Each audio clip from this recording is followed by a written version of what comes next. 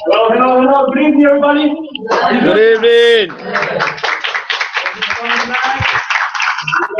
YEM. We are the youth empowerment movement.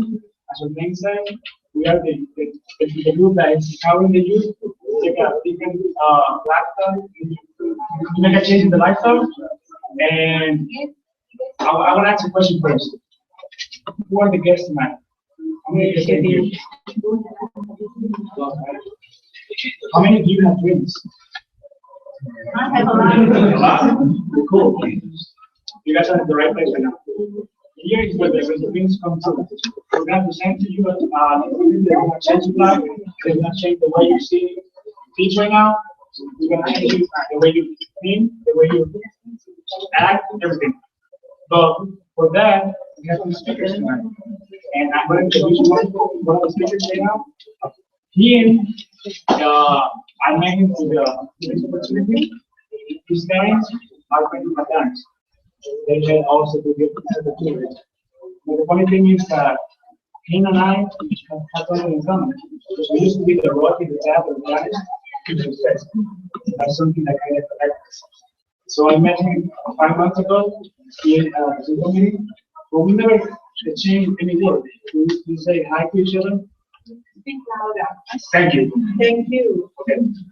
So I met him here at the central meeting 5 months ago, and we never spoke to each other.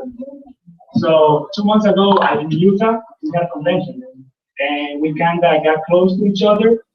And since we got back to the convention, we got even closer. And that's how this whole reunion started. We decided to bring what we saw in convention here to West Palm Beach. And just to introduce you to you guys, his name is Alex Salinas. He has become a guy. We started as strangers, then we became friends. Now I consider him my brother. So let me just bring him to the stage. Alex.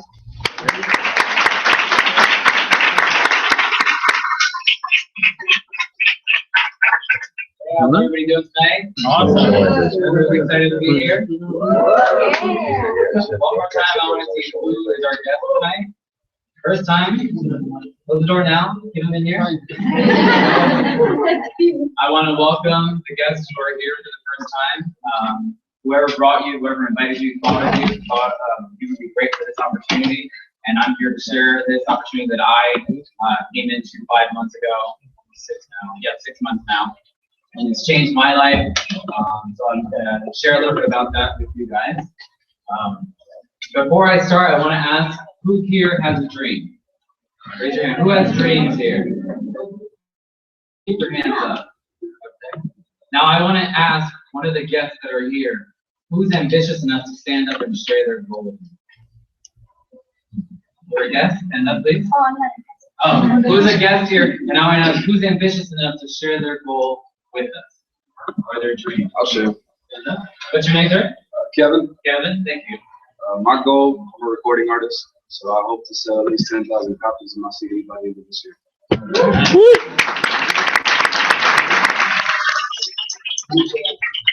Bring a sample of it, we can say it. I got you. So the reason I ask that is, we don't normally, at our age, after you get out of high school, we don't normally get asked that anymore. What are your dreams? What are your goals from here on out? If you are working at a job, you get asked, where do you see yourself here at work? Not where do you see yourself personally, where do you see yourself outside of this? You know? So the reason I ask is we all have dreams and goals, and everybody was jumping up at their hand, but then when I asked you to share, it's almost like you're afraid to share them. Because we don't normally get asked that. And then if someone asks you, what's your goal, and you share that goal, then they think you're crazy. You know, that one thinks he's gonna have that car. I know where he works. I know where he comes from, you know? So we don't share our goals, we keep it inside. But we're at home and we want something different. We want a better lifestyle, but we don't do anything because we're afraid that we're supposed to follow this path that we're all told to take. So that's why I'm gonna share with you what's changed in my life with success and what I thought success meant to me. Now, I always thought that my path led to school. I had to get an education, I had to get a degree, and that was the only way that I was going to be successful in life. With that piece of paper, that would give me everything that I needed. And I never wanted to be rich, I never wanted to have a lot of money, I just wanted to live comfortably. You know, I was raised not given all the finer things in life, but I never needed anything. My parents always provided for us.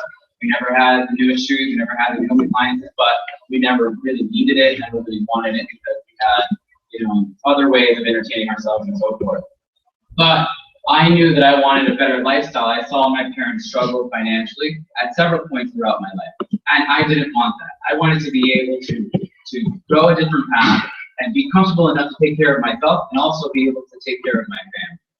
So success for me meant I had to go to school. And when I was in high school, I started working at a pharmacy, and then right when I started college, I started working at a doctor's office, and at that time, my grandfather had a severe stroke and lost his ability to speak, lost his ability to swallow. So I was the one in charge because I had the time to I was in college. I took him to his therapy session. And when I saw the speech pathologist and the patience that she had with him, I realized this is what I want to do. I want to be a speech pathologist. It's successful, it's a title, you know, they have all these little letters after their last name, you know, that means they're important, you know, I want to do that. So I set up my goals, get my associate, get my bachelor's degree, then get my master's, and then because I knew I kept wanting to go, I'll go for my doctorate degree. So I finished my associate, but then I realized that I really liked teaching, and I really liked helping people. So I said I can still get my bachelor's degree in education, and then I'll get my master's in speech. So I finished my bachelor's degree, and then shortly after I finished my bachelor's degree, I applied to one of the toughest schools in speech in Florida. And after trying, they only select 12 students a year, and I got picked. And I was like, yes, that's it. Like, I'm going in the right path. I got in, I let it get to my head, and I wasn't as focused as I should have been. I got kicked out of the first semester because I got a C in one of my classes. And after I got kicked out, I was like, what am I gonna do? This was my path. This is what I was supposed to do. I had no idea what I was gonna do. And so I said, okay, well, I have my undergraduate education. I'll be a teacher. Let me get certified. Let me become a teacher. And then I talked to my friends who are also teachers, and they're like, don't do it. Don't do it. You know, you don't get paid well. The stress. It's all testing now, so it's not the same. You know. So I was like, well, I'm making decent money working for doctors. Let me just stay there. You know, it's what I know. It's what I'm good at. Let me just stick with it. So I kept working, and I became very miserable. I was happy with the daily grind of, you know, working for these doctors, making their dreams come true. You know, putting all my effort into making sure they hit their numbers monthly. And then if I was lucky, I got